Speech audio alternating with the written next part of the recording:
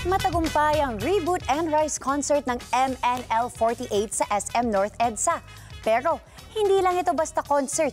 Naging emosyonal rin ang marami dahil sa pamamaalam ng iba nilang mga miyembro.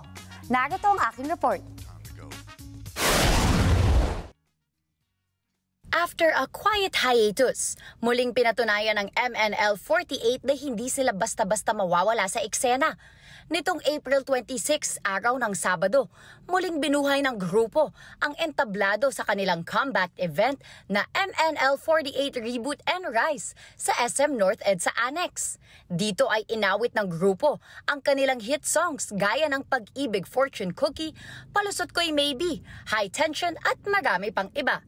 Hindi lang ito basta-basta concert, naging emosyonal din ang gabi dahil nagsilbi itong farewell para kina Abby, Bray, Diane, Frances, Jan, Jem, Sella at Shecky na formal nang nagpaalam bilang MNL48 members. Sa kanilang 10 performances, umapaw ang saya, luha at pagmamahalan. Mas pinalakas pa ang gabi sa espesyal na pagbisita ng Quad Lips, ang international idol unit ng AKB48 group. Kasama rito si Cole ng MNL48 na proud na ikinwento kung paano niya nalampasan ang mga pagsubok bilang bahagi ng isang international girl group.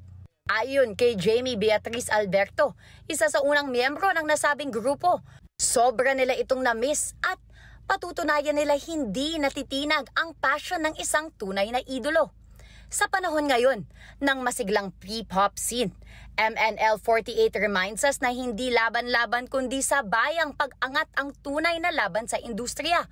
Kaya habang umaarangkada ang bagong henerasyon ng original Filipino music o OPM, dahil sa panibagong timpla at tunog nito, isang bagay ang tiyak umanong malinaw. MNL48 is here to rise, shine, and inspire.